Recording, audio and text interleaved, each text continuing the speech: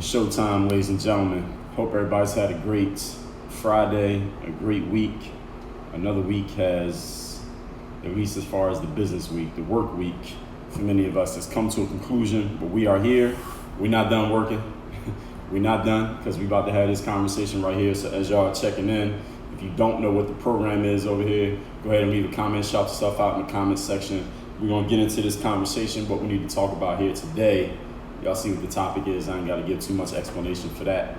We give everybody like 30 seconds to get in here. I know it's Friday evening. You might be getting ready to, maybe some of y'all going out Friday night. Maybe you can't go out yet. Maybe COVID still got everything locked down. Whatever it is, we about to get started. Either way, whatever your situation is, if you're watching this on replay, shout out to YouTube. You can still use what I'm about to share here today, no matter what time you check in. We're getting started in about 30 seconds. As you come in, shout yourself out in the comment section. Ryan from Virginia, I think you were the first one with the comments. As y'all coming in, one more time, make yourself known, and we're gonna get into this, and we get started in 10 seconds. 10, 9, 8, 7, 6, 5, 4, 3, 2, 1. For those of you who don't know, my name is Dre Baldwin, also known as Dre All Day, former 9-year professional athlete, author of 27 books. I created this whole philosophy, this whole brand, this whole business that is called Work on Your Game. This framework called Work on Your Game. What is it about? It's taking the mental tools that you need to be successful in sports, which is a lot more than just jumping and running and catching and throwing and dunking, and showing you how those tools apply in business and life. Delilah checking in from Miami, Ola from Rwanda, Jason checking in from Greece. So we are already worldwide here. That's already, I believe that's 3 continents right there, just off that alone. So as we get into this topic, the topic here today is complaining is for losers. Now, here's the thing that I've noticed recently in the world in general. This has been, whether you want to talk about politics, whether it's the civil unrest going on in America, whether it's just random people saying whatever they're saying, I don't even know their backstory or where they're coming from and talking about the things that they're talking about. There's a lot of complaining going on these days. A lot of people bitching, whining, and complaining about their situation or about some type of circumstance or about something that happened to them or something that happened to somebody else. It didn't even happen to them, but they're complaining about it. And it seems as if people are using complaining as like a profession. People have made a game out of complaining. A game in a way that like the game never ends. So the good thing about a game is that you know what the object of the game is. The object of a game is eventually the game is over and we can count up the score and we can see who won. The problem is in a complaining world, there's no end to the game. It's just like an endless game. I don't even know what to call that. I don't even know what game there is. It just keeps going. It's like Tetris. You play Tetris for long enough, the game, you never get to the end. There's no finishing point of the game. And I went and looked up the definition of complaining. And today what I'm going to talk about is why complaining is for losers and why. First of all, I'm going to explain why complaining is not the thing that you should allow yourself to settle on. Sometimes in life, we're all going to complain in some way, some small ways. Some people complain in big ways. We're going to get into that. And at the end, of course, I'm going to tell you what you can do instead, because I'm not going to just leave you hanging by telling you why complaining is bad, but then not give you an alternative. So I'm identify the problem. I'm going to tell you why it's a problem for those of you who don't understand. And then I'm going to help you fix the problem. So first of all, let's get a definition of complaining. Complaining definition is an expression of dissatisfaction or annoyance about something. Shout out to those people on Periscope tapping the screen with the hearts. Facebook, shout yourself out in the comment section. Tell me where y'all checking in from. Periscope as well. Instagram, y'all can do the same. So definition again, expression of dissatisfaction or annoyance about something. Let's get into the points here. Why complaining is for losers. Why complaining? If you find yourself complaining about something, why you need to catch yourself and do something about that and change your state, because complaining itself is not going to help you win in life. Now, I'm assuming that talking about this and talking to this particular audience, I'm assuming that you want to succeed in some way in life. You want to win some way in life. So complaining is not going to be the way to do it. If you think that's the way to do it, if you think because you quote unquote started a conversation by complaining, it will start a conversation. You complain often and loud enough, or you think you are quote unquote raising awareness by complaining. Understand that maybe you are raising awareness. You're raising awareness that people are more aware of your complaining. They're more aware of your bitching. They're more aware of the noise that you're making, but is it actually going to help you win? Those are 2 different questions. Starting a conversation, raising awareness, drawing attention, and actually creating an outcome, creating success are not the same thing. All right, starting a conversation is not success. Starting a conversation is talk. And as they say, talk is cheap. All right, anybody can talk. Can you actually create an outcome through your actions? If you cannot draw a line from your actions to an outcome, then you have a faulty strategy. So what we're going to talk about here today, Ford from Houston checking in. What we're going to talk about is why this is a faulty strategy, even though some people seem to think that this is a useful strategy. It is not. Number one, there will always be somebody who has more than you. There will always be somebody who is doing better than you. There will always be someone who has a more favorable circumstance than you in at least a certain area of life. When it comes to money, there's always going to be somebody who has more money than you. If you got more money than everybody, then somebody will have a better relationship than you. You got a better relationship than everyone. Somebody has more favorable circumstances in some other area. They're in better shape fitness-wise than you. They're just happier than you. They're getting more sleep every night than you. They got better food to eat than you. They have more opportunities in front of them than you. They don't have as many problems to deal with as you have. There will always be someone in some way, shape, or form who is doing better than you, outperforming you, in a better position than you are in. Therefore, if you are looking for a reason to complain, if you're looking for something to bitch about, if you're looking for something to complain about, if you're looking for a reason to feel sorry for yourself, you will never come up short of ideas.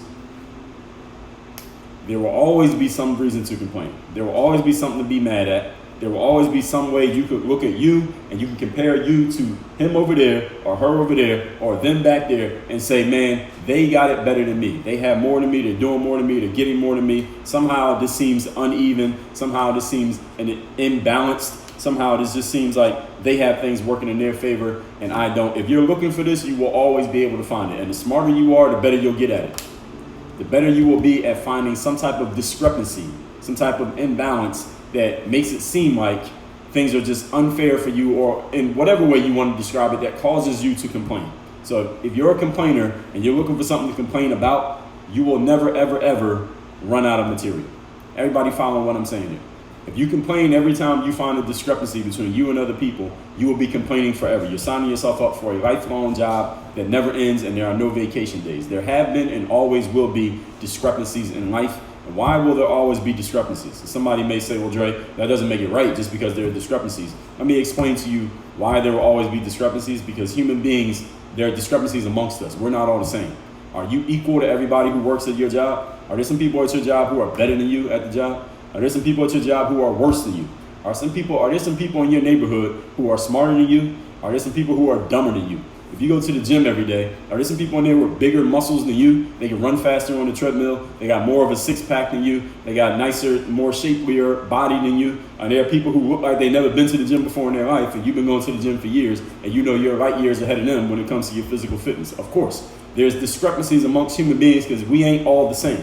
We all do different things. We all are born differently. We have a different makeup. We have a different set of gifts and talents, a different package, and we all make different decisions. Since we all make different decisions, there is no way that we are all going to have the same outcomes. That means there will always be imbalances. Just because there's an imbalance amongst people does not mean that it's an injustice. I talked about this already in a different live that I did a couple weeks ago.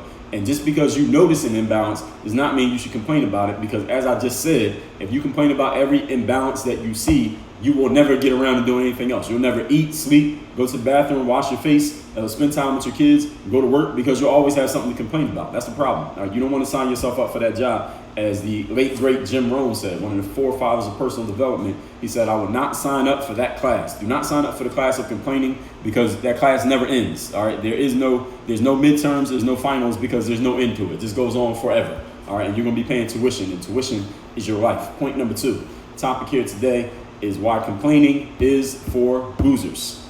Let me tell you what leaders do. I'm going to assume that everyone who is listening to me right now, you either are a leader or you plan on becoming a leader. And understand that being a leader is not about having a group of people following behind everything that you say or listening to your speeches, or you got X number of followers on social media. That's not what being a leader means. Being a leader, first of all, starts with what you're doing with yourself. Are you able to move yourself to action? Are you able to get yourself to take initiative on a certain situation and do what it is that you need to do? So assuming that everyone listening to me right now either is a leader, or you plan on becoming a leader, or you're working on being a leader, understand what leaders are always focused on. 2 things: empowerment and solutions. 2 things. Leaders are always focused on empowerment and solutions. What do those 2 words mean?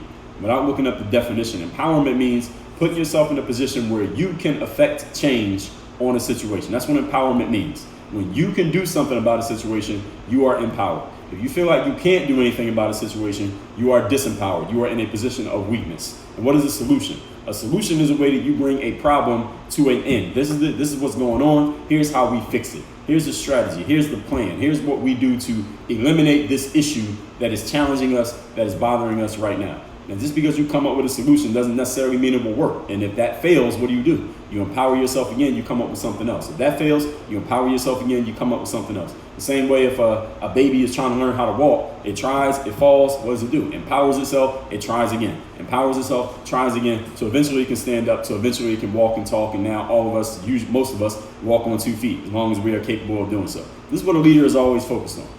When you put yourself in a position of complaining, when you're in a position of bitching, of whining about a situation, the issue is now out of your hands. Because if you had the power to do something about the situation, guess what you would not be doing?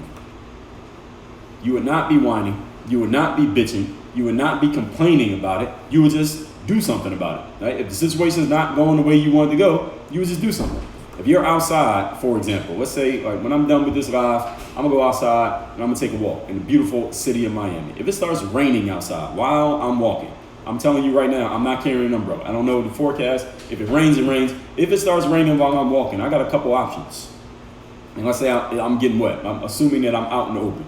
I could stand there in the rain and I could bitch about the fact that it's raining. I could complain about it. I could protest the fact that it is raining. Is that going to change the situation? No. It's going to get all my clothes are going to be soaked. I'm going to be walking around in squishy shoes. My phone might get wet and not work anymore, but maybe the iPhone's waterproof these days. But it's not going to change the situation. What can I do when I realize that it's raining? As soon as I start to feel the drops and it looks like it's about to be a big storm, at least for a few minutes, what can I do? I can go inside of a building. I can go underneath some type of roof or something. I can run to get to my house. I can maybe stop in the local grocery store and buy an umbrella. I can do something. I can empower myself and come up with a solution to make sure that I don't become a victim of the rain.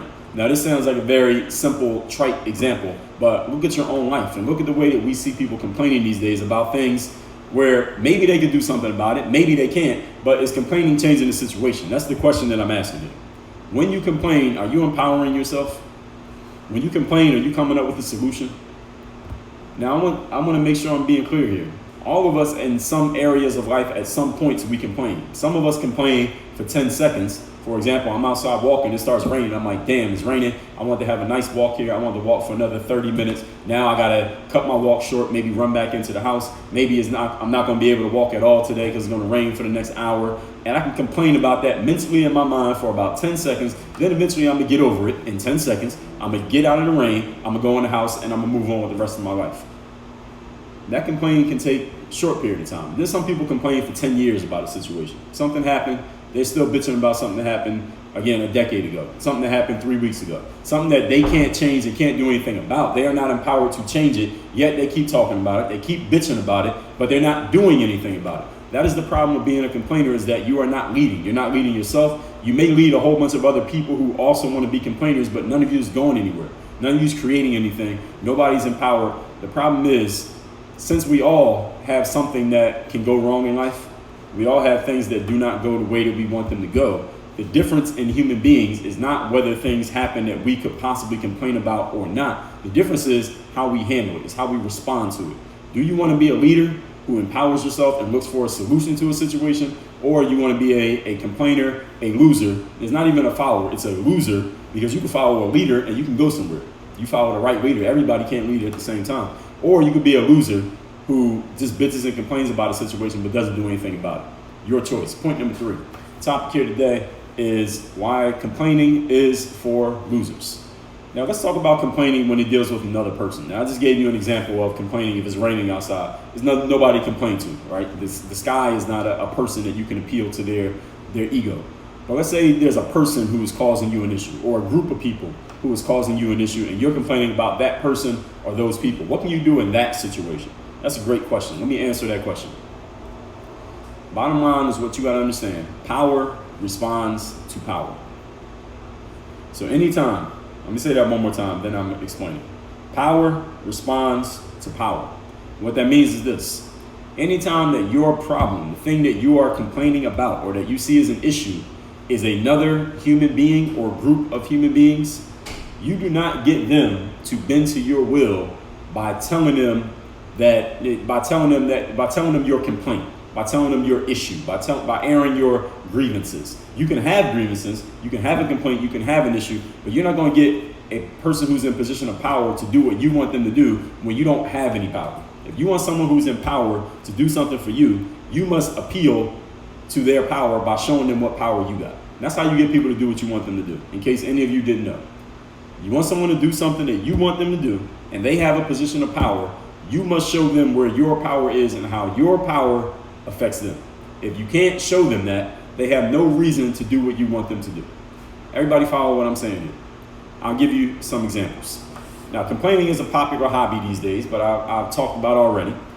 But if you watch people who complain, and whether it's an individual that you know, maybe it's you, maybe it's a group that you've seen, and people are complaining, you watch them over the long run of their lives or their careers or whatever they're doing. Usually they don't make any progress. Now, while they may succeed in drawing attention, they succeed in starting conversations because people talk about it because that's what everybody's looking at it. While they can make a whole lot of noise, they can cause disturbances, at least for certain periods of time. It does not lead to an outcome. There is no advancement. There's no end goal. There's nothing achieved by people who complain over the long run. Power never accrues to people who complain. You know why? Because eventually the attention that is drawn up, that's stirred up when people complain, it eventually dies down, and the complainers have not advanced because they were using complaining as an end instead of a means to an end. Do y'all understand what I'm saying there? See, a means to an end is we do this thing so we can get to this goal. And this is what a complainer, if you're going to complain, this is how you should use complaining. Use complaining to get yourself, figure things out, and then this is the goal that we're trying to get to. But what happens with a lot of complainers is they just complain, as if that's the goal itself. Just to complain, that's the whole thing. That's the end game, is just keep complaining as if that's going to change anything. It doesn't change anything. Again, starts conversations, draws attention, gets people to stop what they're doing and look at what you're doing and maybe say something about it, but does it actually achieve an outcome? Usually the answer is no. And if you look around in life and look for anyone who has been a loud complainer or was able to draw a lot of attention through complaining, tell me what outcome they produced. If they did produce an outcome, it's because they followed what I'm going to give you in a moment. So what I am going to give you as an example here, let's move on to point number 4. Let me tell you what complainers could do. So any of you right now who's in a position of being a complainer, whiner, bitcher, just not feeling good, airing your grievances about your situation, here's what you can do when you find yourself complaining. You must organize and mobilize. What does that mean? That means, first of all, figure out what is the source of your complaint. What are you complaining about? What is the actual issue? Then, what is it that you want to change? What's the outcome that you wish to achieve? You must have answers to these 2 questions. What is the issue? And what's the change that you want to make? Everybody got that? What's the issue? What is the change that I or we want to make? Then you mobilize. What does mobilize mean? I'll give you an example here. Here's the issue. Here's what we want. Here's how we as a group or me as a person can force the people with power to bend to our will. I'll give you an example since we got the presidential elections coming up in like 6 weeks. There are, in DC, they had these people called lobbyists. A lobbyist is a person who basically works on the behalf of a certain group, a minority group, and it doesn't have to be racial minority. This could be a certain industry, a certain tech company, things like that. That lobbyist works in Washington, D.C. on behalf of that minority group, just basically arguing and fighting to get what that minority group wants. Example, farmers in America. How many farmers do you think there are? I mean, they're not the majority. Farmers don't dominate society, but there's a nice size group of them. They're all together. They're all organized. And what do? They put their money together. They get this lobbyist, this person who represents them, to go to Washington, D.C. And that person's job is to be in D.C. every day and talk to the people who make laws and make policies that affect farmers. Hey, this is what you need to do to help us out. Now, why would the policymaker or the governmental people do what the farmers want? I mean, farmers ain't that many people. Why would they do this? Because this is what the lobbyist does.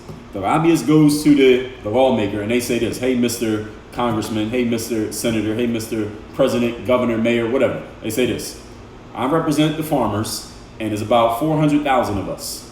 And we know that you, in order to keep this job you have here in Washington, D.C. and make this money and get this bag that you're getting, you need to get voted in. And if you don't get voted in, you get voted out. Your competitor comes up and beats you, you lose this job, and you're out on the street and you got to get a different line of work. So if you want to keep this job, let me tell you how we can help. We can help because we can deliver these 400,000 votes. We all as farmers will all vote the same way for you if you do A, B, C, D, E, and F for us. We need these things for us because this is going to help us out. Now, if you don't do this, Mr. Senator, Mr. Congressman, we're going to vote for your competitor, person who's trying to take your spot, and they're going to give us what we want, and you'll be out on the street. So, Mr. DC law person, not law person, but yeah, law person, Mr. DC politician, what's the deal? What's the verdict? What's this going to be? Now, this is just one example, but the point that I'm making here is, and this is not just farmers. Steel workers do this, manufacturers do it, teachers union do it. Every group out there that is too small to complain alone and have it matter, this is what they do. They organize. They find everybody else who has the same complaint. All right, follow the framework here. They find everyone else who has the same complaint. They find out as a group, what are the results that we want? What is going to help us as a group to get better and fix this challenge that we have? Then they go to the people who have the power to provide the solution, because it might not be them who has the power to provide the solution. And then they look at that person and they say, all right, what does this person need that we can affect? Because you can't just go to a person who's in power and say, you need to do this for me. If it doesn't affect them, why would they even care? Like, why would I do something for you if you can't do anything to affect me? If I say no, what are you going to do? You don't have any power. You can't do anything to me. If I say yes, what can you do for me? If you can't do anything for me and you can't do anything to hurt me, why do I need to listen to you? I don't. This is why the complainers need to organize, then you mobilize, and then you have to strategize and ask yourself, how can we affect this person in a way that they have to pay attention to us? This is what people do in government every single day. And organized groups do this, as I just gave you some examples. The farmers, who many of you probably ain't farmers, you probably don't even think about farmers, but they have these groups because they know how to organize, mobilize, and strategize. Then they get active and they get the things that they want. So this is what any complainer can do. Even if it's one person, if it's 10 people, if it's 100 people, if it's 1,000,000 people, this is what you can do. I just gave you the framework, okay? This is what empowerment looks and sounds like, ladies and gentlemen. If you want to be empowered, this is the way that you do it. You have to be strategic about it. It can't just be making noise. It can't just be emotional. It can't just be, posting something. It can't just be trying to start a conversation, quote unquote. Listen, conversation been going on since before any of us was alive. All right, starting a conversation is not an accomplishment. All right, a conversation been going on forever. All right, and they will be going on after this. As they say, words are a dime a dozen. They don't even cost that much. All right, this is how you play the game, ladies and gentlemen. Bitching is not part of the long-term game. You can bitch about something. Everybody bitches about something from now and then, every now and then. But understand, after you get done bitching, which shouldn't take too long, now you actually got to get strategic and you got to get smart about it. Organize, mobilize, strategize, and take action on what you're doing. Bitching is a temporary strategy so that you can mobilize to the end game of actually getting what you want. All that being said, I am going to tell you how to get this book right here, this publication in front of me for free. Then I'm going to recap the points that I just gave you. And then if there are any questions, I will address them in the comment section. So if you got a question, go ahead and post it right now. Make sure it's to the point. Make sure it's related to the topic and keep it short. This book right here is called The Mirror of Motivation, the self-guide, the self-discipline. This is the first book of mine that you should read. I've written 27 books. Read this one first. Why you want to read this? Because everybody who's listening to me right now, you have things that you wish to accomplish in life. Some of you call them goals. You understand that you're going to have to do some work to get there. I mean, I got a book here called Work on Your Game. So if you're not willing to do the work, you're probably listening to the wrong person. So I'm assuming you're willing to do the work. Challenge is you don't ask yourself another question. This is a key question that most people never ask themselves, which is, who do I need to be? What type of person do I need to be in life? How do I need to approach life? How do I need to see myself when I look in the mirror? How do I want other people to see me? This book, The Mirror of Motivation, which you can get for free at mirrorofmotivation.com, this book will give you the framework on who you need to be as a person.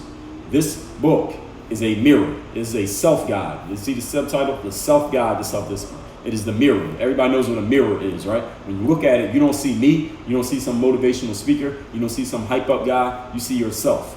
The purpose of this book is to give you the framework so that you know who you need to be and you can program yourself on a daily basis to be who you need to be so that you can do what you need to do and have what you want to have in life. The book is already paid for. I got a stack of these over there. I got another stack of them on the way, so I can ship these out worldwide, anywhere you live. We got UPS trucks, stamps, envelopes, all that. Go to mirrorofmotivation.com. The book is paid for. All you do is cover a small shipping charge. Mirrorofmotivation.com. Everybody got that? Now, on this page, when you get this book, there's a little box there where you have the option of getting 4 books, which is this one and 3 others. We call that the Bulletproof Bundle.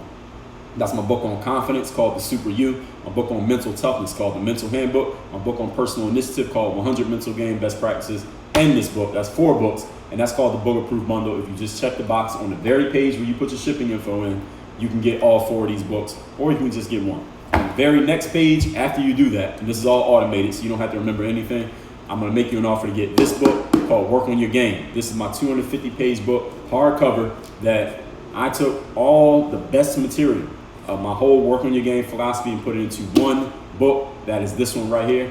You get a chance to get this and my book called the Mental Workbook, which is the workbook, the programming guide that will help you implement everything that you read in this book. So that'll be this book and the Mental Workbook together on the very next page. So again, the only thing you need to remember out of all of that is mirrorofmotivation.com. The book's paid for. You cover the shipping. Mirrorofmotivation.com. I'm not sure if we had any questions here today. No, we didn't have any questions. So maybe what I said was perfect. Doug Bradford, what's going on? Arkansas Made, what's good? G1 C Laura, what's going on? Let me see if we got anything on. No, we didn't get anything on Periscope, nothing on Facebook. All right, so I guess I was flawless today. So everybody, hope y'all have a great weekend. I will do a live. Maybe I'll do a live tomorrow. I'm not sure. I'll announce it on my story. Just follow my IG story, my Facebook story. Y'all know about it. Mirrorofmotivation.com. Everybody have a great weekend. Work on your game. We out of here. Dre all day.